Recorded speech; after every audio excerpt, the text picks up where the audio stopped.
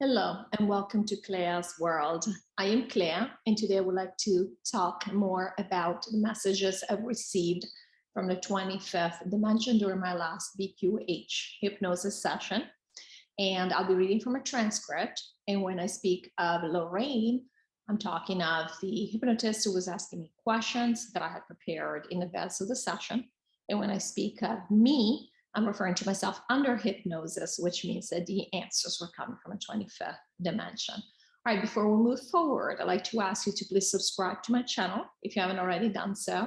And do give this video a thumbs up. It really helps me. And please do leave a comment below if you get a chance, because I would love to hear if the stuff resonates with you. And we're building a really nice community below these videos. And we're all interested in seeing where everybody's at. All right, let's jump in. Lorrayne. Okay, you told us that without a veil, when we incarnate on other planets after New Earth, we might as well project, because the whole point of reincarnating is to forget. But animals come through without a veil and powers, since they are in a 3D body. What is the point of animals coming here and not having amnesia? Me. It's just a different experience. They want to have that experience. And that's why we often speak of humans, when we refer to things being a certain way. We're speaking of humans many times because we just generally have different desires for different experiences. So our teammates decided they don't want to deal with a veil, but they also want to be on different planets. And that's why that's what they do.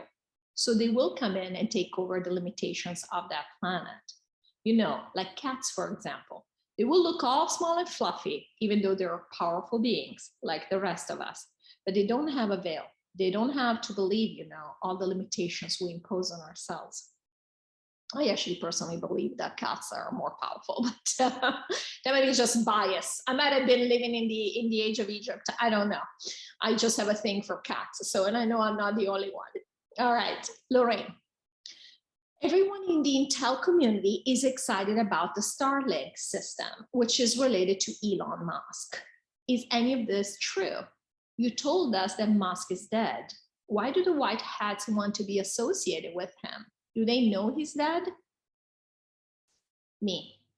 Yeah, so they do. So yeah, he's gone. Well, his essence has been gone for a long time. Some of the white hats do know that, Musk, because of the position he had, they built him to be that kind of like riding the line between the dark and the light. And somehow he struck people's imaginations, so they keep him around.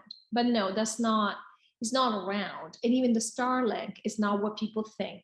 It's not happening as people think. Either way, it's not happening because, period, all of this is going to be gone. But what they're saying that they are prepping is not actually true. A lot of that is just make-believe. Lorrayne. Yeah, they're just using a lot of the personas of a lot of people have been used for specific gameplays. Me, correct. Lorrayne, thank you.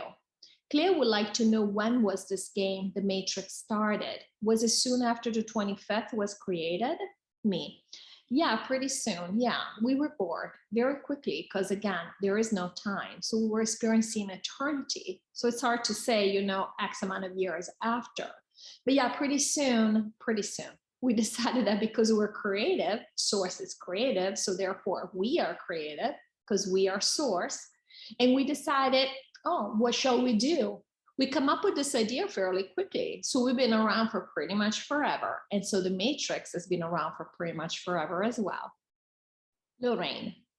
So Claire has a list of people that she'd like to know if they are on the side of the dark or the side of the light.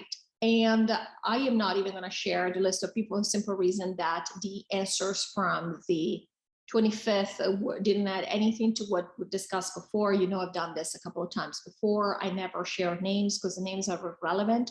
I only share the answers when they add value. They're actually teaching us something about what's out there.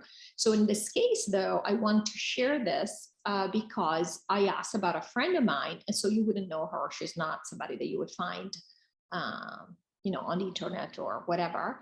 And the answer was quite interesting. So I do want to share this with you. And we'll call this person Jennifer. Okay, just random name.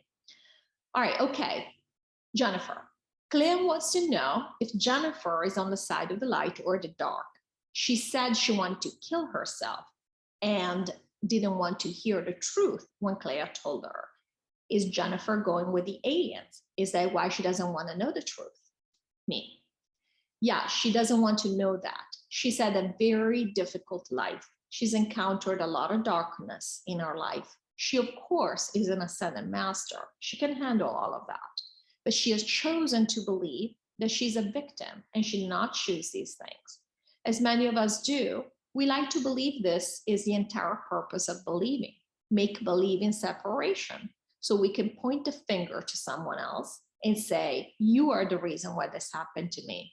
And she didn't take it well, and they were laughing when Clea asked her, told her, if she wanted to kill herself, then she should have been gone. And so why was she still here? She didn't want to hear that. And by the way, guys, they told me to say this. I actually asked them, the thought came to me, this is how they communicate. And I'm like, I don't think I should say that. And they're like, no, you need to tell her. And now they're laughing that this happened. I'm like, great. Love it. So Jennifer didn't want to hear that. However, the reason she reacted like that is because she was seeded, because she knows she's an ascended master. She already knows everything. Nothing needs to be said to her. But for this reason, she will not go to New Earth because she does not want to know everything in this lifetime. And she will work on these things. She will be just fine. She will go with the aliens and she will have time. She will be much happier and she will have time to reconsider and realize all the things that she already knows. But what this will do for her, as opposed to going to New Earth, she will not have to take on the weight of the world all at once, because really that's all we're doing going to New Earth. We're all of a sudden, everything is open to us and we know everything at once. And so that's a lot to take. That's why there aren't going to be that many people on New Earth. Most people just want to continue their present incarnation in a more pleasant way. And that's totally acceptable. Nothing wrong with that. And that's what she's going to be doing. So she's going to be happy and she's going to let go of a lot of these limitations that she holds on to because of fear, because she fears because of her belief and wanted to believe in the reality of this. Again, this is what we all want. She fears not being able to handle certain things, but she's much stronger than she knows, and she will do just fine. And this made me very happy because I do very much like this person. So, all right, Lorrayne, when will the dark team be completely gone? You told us that 60% of it was gone last time. What percentage is gone now? Me, 70%. So I'm getting 70% is gone now. And just so you know, the date of this session was April 27th. 70% is gone now. They will be gone almost at the end. They're going to keep going almost until the end. So we're not really going to have a time here when there is no dark whatsoever. They will be gone right up until the end. But we are already feeling the fact that there are not many of them left. Lorrayne, what percentage of the people going to 3D chambers have left at this point? Me, almost all of them, 90-something%. They're almost all gone. I mean, they're trickling out. We have the last few, what do you call it? The stragglers, and they were laughing. And yeah, it's almost all gone. Lorrayne, thank you. Will we notice when the people are missing from the cities because they've been picked up by the aliens? Me, yeah, we will. And they were laughing. Yes, it will just feel, you won't see it as in, like if you want to ignore it still, you can. But you might find yourself avoiding.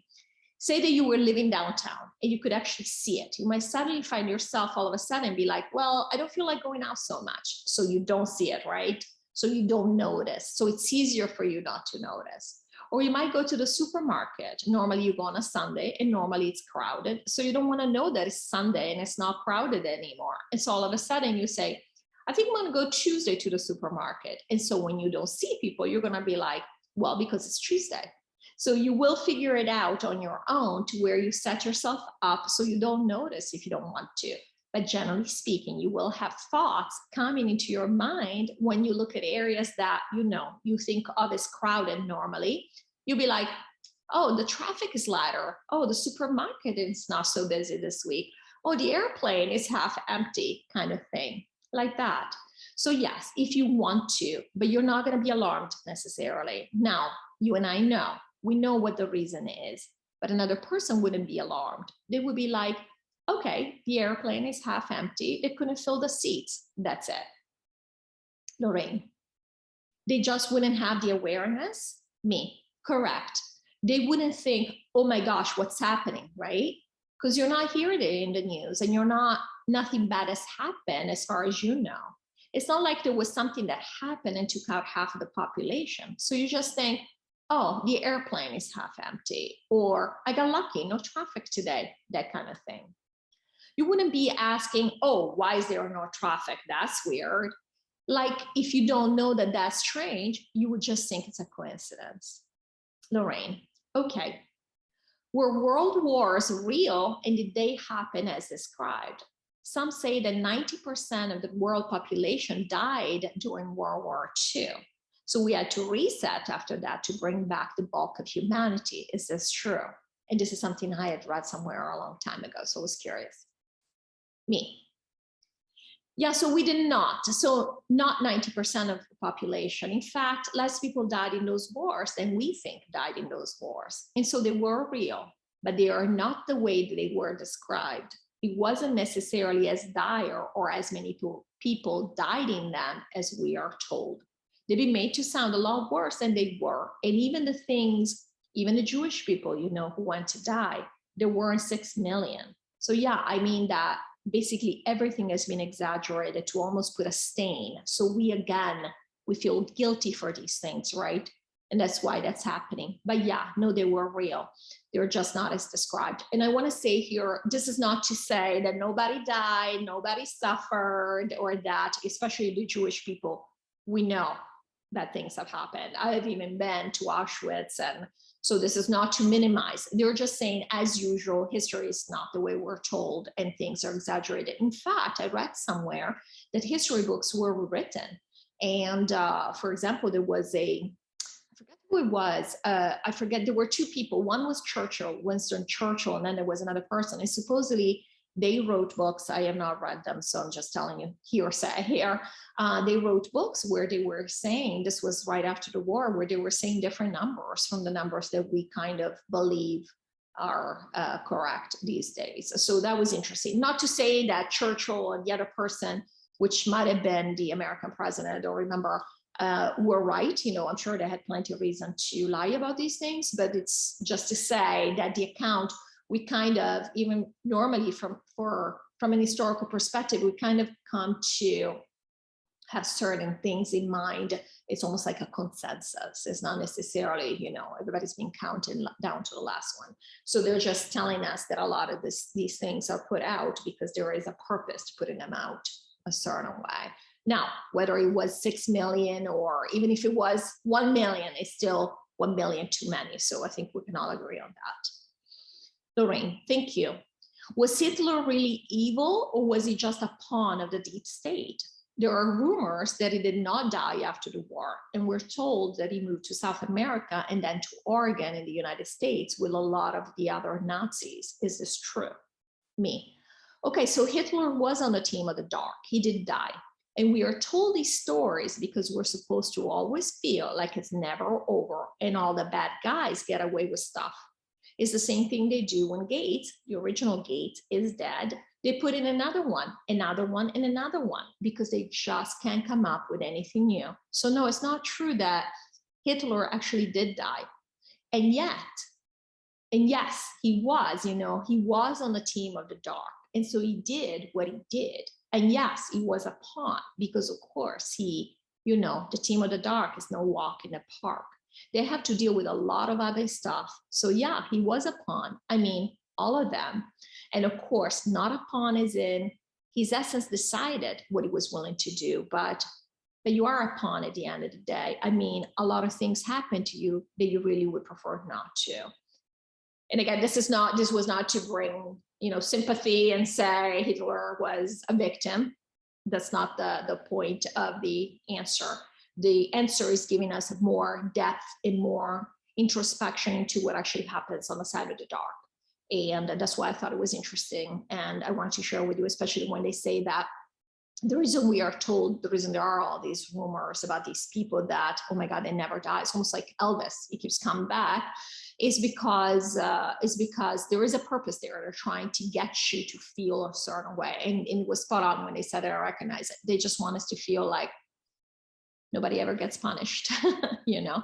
And again, punishment is an idea that we have here, but it is very much an idea that we would like to see in real life. We would like to see it happen to people. You know, we have, for example, in Italy, we have had awful politicians that are known to be criminals and connected to the mafia and whatnot, and nothing ever happens to them. So it's in that sense, I'm like, okay, this is so boring, so tiring. So I'm definitely ready to move on. Thank you for watching this video. I hope you enjoyed it. If so, please do remember to give it a thumbs up. That really helps me. And I'll see you in the next video. Thank you. Bye-bye.